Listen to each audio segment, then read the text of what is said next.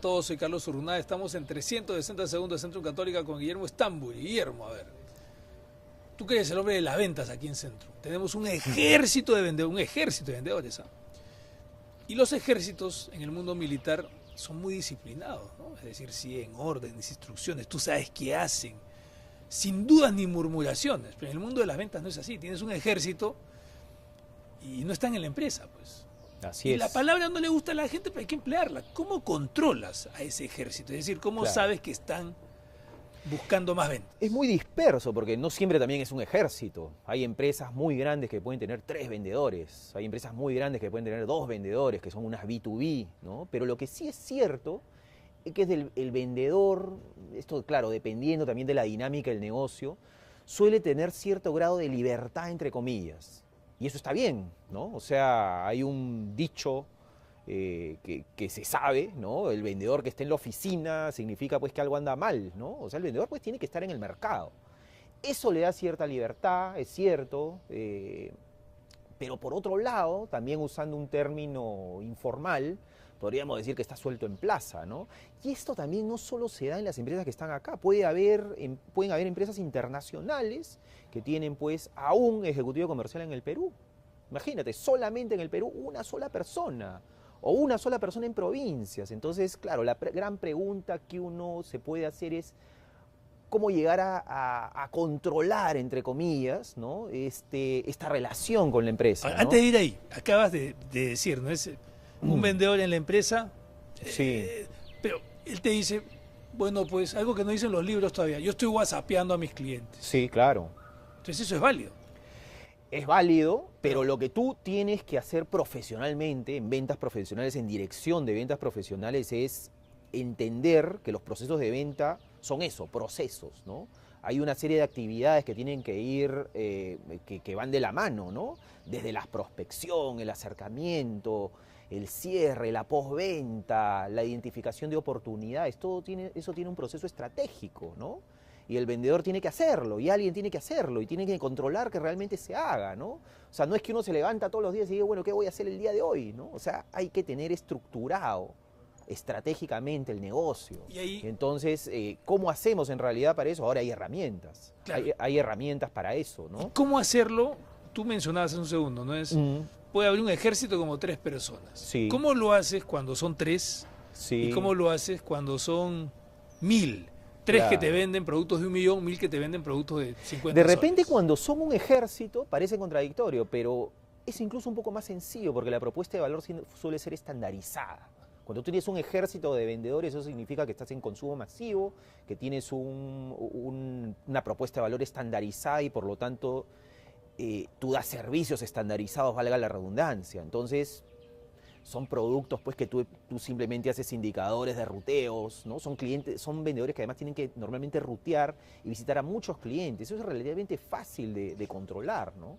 Cuando son pocos vendedores y tienen a su vez pocos clientes, todos muy importantes, claro, son vendedores que tienen una libertad y como lo repito, así debe ser, o sea, porque parte de la dinámica es la libertad del vendedor. Pero bueno, hay que un poco asegurarse de que esa cartera del cliente para empezar sea un activo de la empresa y no del vendedor. Hay herramientas actualmente como los CRM, ¿no?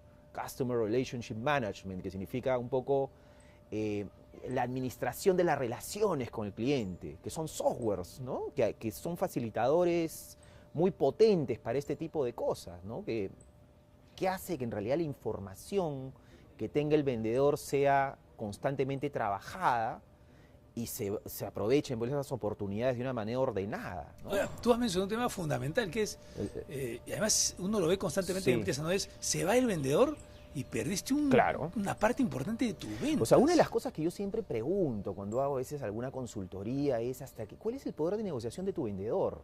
Hay empresas que son B2B, que tienen, como te repito, muy pocos vendedores, y a veces el vendedor pues puede decir, y yo lo he escuchado directamente, ¿no? ¿Sabes qué? La cartera de clientes es mía, ¿no? Estos son mis clientes, ¿no? O sea, yo me voy con mis clientes, pero profesionalmente, o sea, las empresas deben de entender que los clientes son un activo, no son parte de una persona, sino son parte de la empresa. Es por eso que el CRM es tan importante, ¿no? Es tan importante tener ese control y el CRM al final te permite saber que es un activo tuyo y que eventualmente lo puedes trasladar de un... O sea, no están ¿no? en el balance como activo, pero están en la primera Por línea del estado de pérdidas y ganancias. Son los ingresos de los clientes. Por supuesto. Y es más, yo me atrevería a decir que en muchas empresas son el activo más importante. Más importante que el terreno, la oficina donde están. En muchas empresas, más importante es ese activo que se llama la cartera, la base de datos, el cliente fidelizado. El no saber qué hace tu vendedor puede poner en riesgo la pertenencia del cliente a la empresa. Por supuesto que sí. O sea, por supuesto que sí. Y no solo puede ponerlo en riesgo, sino que me atrevo a decirte que es muy común, ¿no? Muy común que los vendedores asuman de que, claro, la cartera es suya. Entonces hay que tener herramientas, hay que tener un control, hay tecnología para ello. Ahora, y acá entra otra discusión, porque también hay un concepto erróneo y se piensa que el CRM es algo así como una varita mágica que todo lo soluciona, y el CRM no le sirve a todas las empresas. Hay empresas que no están preparadas para esa tecnología. ¿Para qué empresas son? Bueno, son empresas que tienen que tener empezando por una filosofía de administración de las relaciones con sus clientes, ¿no? Tiene que haber una filosofía previa y por medio, ¿no? Es por eso que primero hay que estructurar esa filosofía. Esto tiene que partir de arriba y de ahí recién uno implementa estas herramientas, paso a paso. Los CRM también se caracterizan por algo, tienen una alta tasa de mortandad.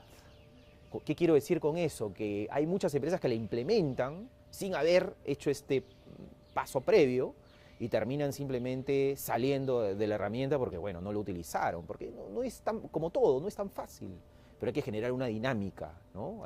¿Cómo hacerle entender al vendedor? ¿Cómo llegar al punto medio, digo yo, ¿no? Es decir, que el vendedor entienda que la cartera no es suya, Claro. pero que sin ser suya también gana. No, pues eso es, por supuesto, las métricas, qué gana el vendedor, ¿no? O sea, esto le tiene que convenir al vendedor en términos económicos. Pero claro, tiene que tener claro pues que la cartera pues le pertenece en realidad a la empresa. Esto viéndolo desde el punto de vista de la empresa, de repente lo ves desde el punto de vista del vendedor y yo no voy a estar de acuerdo con muchas personas, eso también es así, ¿no? O sea, depende de qué punto de vista lo veas, ¿no? Ahora, vendedor... Pero es ahí donde está el gerente, ¿no? Porque yo cuando ocurren este tipo de cosas yo pregunto, ¿dónde está el gerente? ¿Y dónde está el gerente? ¿Dónde está el gerente? ¿Dónde está el piloto? Normalmente, en este tipo de modelos concentrados, donde el peso del vendedor es muy fuerte al momento de la venta, ventas industriales, ventas técnicas, suele también haber un Pareto muy claro, ¿no? Pareto me refiero a que muchas veces 5 clientes son los que te hacen el negocio. Entonces, bueno, esos 5 clientes pues tienen que ser conocidos por el dueño, ¿no? Tienen que ser conocidos con el gerente de ventas. No hacerlo es realmente una gran falla. Y yo conozco empresas que realmente pues, lo dejan a la deriva. Entonces todo parte también de ahí, ¿no? Es como una especie de tira y afloja entre el poder del vendedor y también el poder de la empresa y todos deben ir finalmente en el mismo sentido. Y el CRM finalmente es solamente una herramienta para eso, ¿no? Eso es. Muchas gracias, Guillermo. Guillermo Stamburi, ustedes lo han escuchado, ¿no? Hay que estar ahí siempre mirando a los vendedores, pero hay todo tipo de vendedores, hay todo tipo de empresas y hay instrumentos para cada una de ellas. Al final lo importante es generar ese equilibrio entre vendedor, empresa, cartera de clientes, reconociendo que son un activo de la compañía. Como de costumbre, gracias por estar con nosotros aquí en 360 segundos de Centrum Católico.